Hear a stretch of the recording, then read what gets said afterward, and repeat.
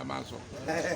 tó kábíyèsí àjúbà ọlọ́run ọba bẹ̀bẹ̀ tó ti ń bẹ kí bẹ̀bẹ̀ tó máa bẹ ọgbàgbà nílà olókìkí ìṣẹ̀ǹbáyé ọba abánisọ̀rọ̀ má tàn ní jẹ gẹ́gẹ́ nínú ọlá ọba àtìrìkọlẹ̀ ọgbọ́n sọ ọba tó ń fi ọba jẹ ọba tí ó dẹ̀ ń ti ọba lẹ́yìn nítorí àwọn ọmọ kéékèèké Yorùbá pàápàá jùlọ àwọn ọmọléèwé yín ọ̀rọ̀ kan lẹ́ẹ̀kan gẹ́gẹ́ bí àgbàlagbà tí Ọlọ́run fi sípò ẹ fi kọ́ wa lọ́gbọ́n ẹ fi fún wa ní omi ìmọ̀ mu nípa ti ọ̀rọ̀ Yorùbá àti ọ̀rọ̀ káàárọ̀ oòjíire bí ó wá jọ bí ẹni wípé a tún fẹ́ kí ẹ tún fún wa ní làákàyè yẹn sí láàrin ìṣẹ́jú méjì bàbá kábíyèsí o.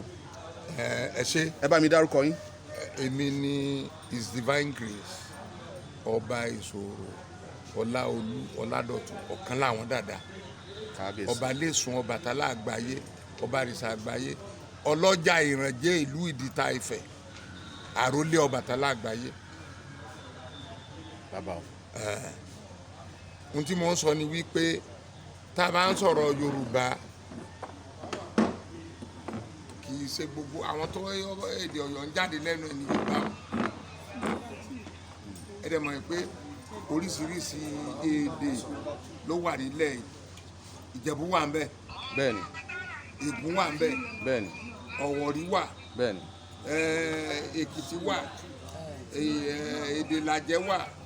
Àwọn Àkókò wà. Èdè tẹ́ pọ̀ ní Àkókò rẹ́rẹ́rẹ́ tẹ́ pé ìletò sí ìletò wọn gbèdé ara wọn.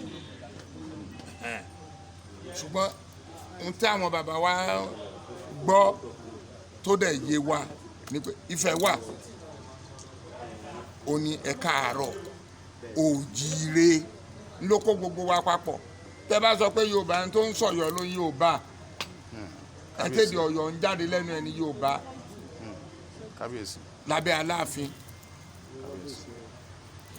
ó ní Yorùbá ṣùgbọ́n tẹ́ bá sọ pé ẹ káàárọ̀ oòjíire ilẹ̀ ẹ káàárọ̀ oòjíire la wà yìí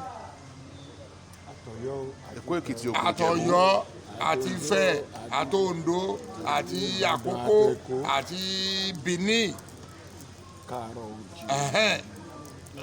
káàkiri gbogbo ìlà ìwọ̀ oòrùn Nàìjíríà ilẹ̀ Nàìjíríà ó tún extend dé Republic of Benin dé Togo dé Ghana gbogbo alágbọ́ ẹ káàárọ̀ oòjíire o àwọn kan tẹ̀ tún pera wọn lọ́họ̀ọ́ rí àwọn kan pera wọn lánàgó ṣùgbọ́n ẹ káàárọ̀ oòjíire náà ni wọ́n kíra wọn. kábíyèsí ó ti yé wa báyìí ẹ ṣé o bàbá ẹ pẹ́ fún wa o gbédìgbédì kò ní gbé yín kúrò ní kò lábàá. ilẹ̀ káàárọ̀ oòjíire dẹ̀ rè Ọọ̀ni ló ní gbogbo ẹ̀. ẹ ṣeun kábíyèsí. ṣùgbọ́n Yorùbá Ọlọ́yọ̀ ló ní o. ẹ ṣé kábíyèsí kábíyèsí o ẹ pẹ́ fún wa o.